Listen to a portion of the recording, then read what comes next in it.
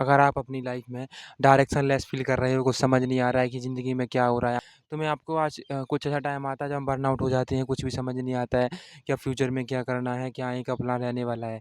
तो मैं आपको अपनी स्टोरी से बताता हूँ कि मैं कैसे इस कंडीशन से बाहर निकला। तो ये बात है आज से करीब 6 से 7 मंथ पहले की, जब मैं गवर्नमेंट जॉब की प्रिपरेशन कर रहा था और मुझे एक बड़ा डिसीज़न लेना था कि मुझे अपने घरवालों को बताना था कि मैं अब जॉब की प्रिपरेशन नहीं करने वाला हूँ। तो ये मेरे लिए काफ़ी बड़ा डिसीज़न था। अब लेकिन पता तो था नहीं कि फ्यूचर में क्या करना है। तो जैसे मैंने तुम्हें बताया था कि मैं साथ में कोचिंग भी पढ़ाता हूँ, तो मैं कोचिंग पर पढ़ा रहा था, मैंने सोचा कि वहाँ पर मैं सर के साथ पार्टनरशिप कर लूँगा और अभी मैं जो अपना डिजिटल वर्क उस पर भी साथ में वर्क करता रहूँगा। तो कोचिंग से जो कैश फ्लो आता रहेगा, थोड़ा बहुत पैसे आते रहेंगे और साथ में मैं अपना काम करता रहूँगा।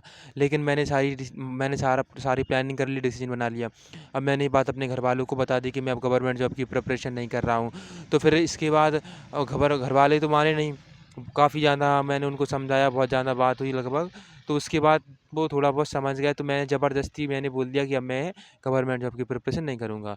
और यहाँ पर मैंने कोचिंग का सेटअप कर ही लिया था, लेकिन जैसे ही कोचिंग के सेटअप की बात आती है, तो फिर जो कोचिंग के सर होते हैं, वो मना कर देते हैं कि नहीं, मैं आपके साथ पार्टनरशिप नहीं करूँगा, मैं किसी और को रख लूँगा, तुम जाओ हटा दो, मतलब ऐसी बात करने लगे। तो एक कोचिंग पर मैं पढ़ाता हूँ, उसी कोचिंग पर एक भैया और पढ़ाते थे, तो मैंने उन भैया से बोला कि अगर सर नहीं मानेंगे, तो अपन दोनों अलग कोचिंग स्टार्ट कर लेंगे साथ में, तो उन्होंने हाँ कर दिया।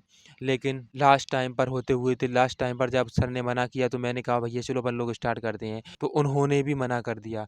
तो अब कंडीशन ये बची कि मैंने घरवालों से तो बोल दिया कि मैं जॉब की प्रिपरेशन नहीं कर रहा हूँ और साथ में मैं कोचिंग का थोड़ा बैकअप प्लान था, तो वो भी वहाँ से फ्लॉप हो गया। अब मैं एकदम पूरी तरह से बर्नआउट हो चुका था, अकेला हो चुका था, मेरे पास कुछ नहीं था। फिर अब मेरे पास डिसीजन लेना था कि अब मैं क्या करूँ, मुझे कुछ भी समझ नहीं आ रहा था ज़िंदगी में। क्योंकि आज से 3 से 4 साल पहले जब मैं कुछ भी काम करता था, सोचता था कि मैं कर लूँगा। एक अंदर से अलग ही पॉजिटिवनेस रहती थी और सोचता था कि अरे मैं सब कुछ कर लूँगा। लेकिन ये काफ़ी 3-4 साल के प्रेशर के बाद धीरे-धीरे कम होती गई और लास्ट में जो अभी 6 मंथ पहले का जो बर्नआउट था, वो काफ़ी बेकार बर्नआउट था। उस बर्नआउट में मेरी किसी ने भी हेल्प नहीं की। मैं काफ़ी ज़्यादा उस डिसीज़न के बाद डिप्रेस्ड हुआ, मुझे कुछ समझ नहीं आया कि क्या करना है, क्या नहीं करना है। अब मैंने जो उम्मीद लगाई थी उन भैया से, उन्होंने भी मना कर दिया लास्ट टाइम पर। अब मेरे पास कोई भी मतलब एक भी डायरेक्शन नहीं बची। फिर इसके बाद मैंने क्या किया कि अब मेरा कुछ भी काम करने का मन नहीं हो रहा था। लगभग अभी इतनी ओवरथिंकिंग होने लगी थी कि मैं रात को सो भी नहीं पाया।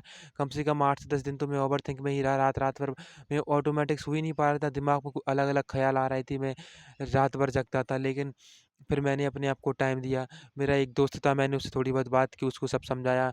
रैंडमली ऐसी बात की, कुछ ज़्यादा मैंने उसको ये नहीं बताया। फिर धीरे-धीरे टाइम निकलता गया, मैंने अपने आप को टाइम दिया। फिर टाइम देने के बाद ऑटोमैटिकली मेरे माइंड में क्लैरिटीनेस आने लगी। अब क्लैरिटीनेस ये आ गई कि मुझे समझ में आ गया कि मैं क्या करने वाला हूँ। आज से जो मैं 2 से 3 साल पहले काम करता था, मैं वापस अपने उसी काम पर शिफ्ट हो गया। जैसे मैं वेबसाइट वगैरह बनाता था, मैंने उसको भी स्टार्ट कर दिया। साथ में जैसे मैंने बोला कि मैं कोचिंग स्टार्ट कर रहा था, तो कोचिंग की टाइमिंग रहने वाली थी सुबह 6 से 8-10 बजे तक और शाम को 4-5 बजे से। तो अब उन्होंने मना कर दिया कोचिंग का, तो मैं सुबह से अब फ्री रहने लगा। तो फिर मेरे दिमाग में धीरे-धीरे एक आइडिया आया कि मैं सुबह फ्री हूँ, तो मैं क्या करूँ, क्या करूँ? मैं काफ़ी दिनों तक मैंने सोचा और बर्नआउट हुआ। लेकिन लास्ट में मुझे ऑटोमैटिकली एक ऑप्शन मिल गया कि क्यों ना मैं अपनी जर्नी को आप लोगों के साथ शेयर करूँ, आप लोगों को बताऊँ कि मैं आप लोगों को गाइड करूँ। तो फिर मुझे इस चैनल का आइडिया आ गया। तो अब मैं सुबह से मैं इस चैनल की रिकॉर्डिंग करने के लिए यहाँ बाहर आ जाता हूँ और रिकॉर्डिंग कर लेता हूँ।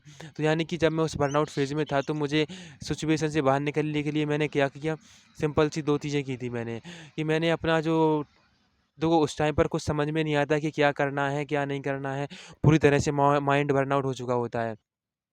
तो फिर मैंने कुछ ज़्यादा उस टाइम पर सोचा नहीं था कि फ्यूचर में क्या करना है, क्या नहीं करना है।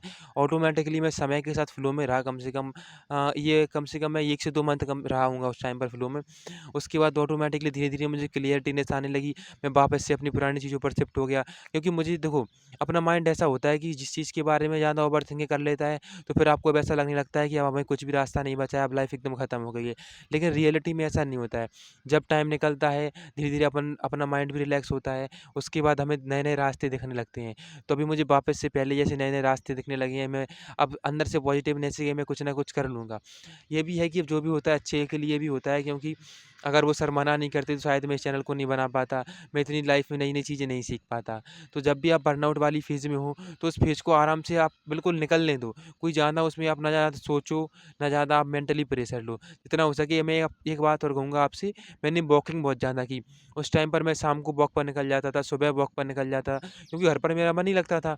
तो आप अगर हो सके तो ऐसी कंडीशन में ज़्यादा से ज़्यादा वॉक पर निकलें, बाहर निकलें और बस माइंड को रिलैक्स रखें। ऑटोमैटिकली मैं इतनी गारंटी दे सकता हूँ कि अगर आप कुछ लाइफ़ में करने वाले हो, आपका कोई फ्यूचर प्लान है, कोई फ्यूचर विज़न है, आप प्रोक्रास्टिनेट नहीं करते हो, आप अपने काम को करते हो, तो आपको गारंटी से कोई ना कोई रास्ता ज़रूर मिल जाएगा।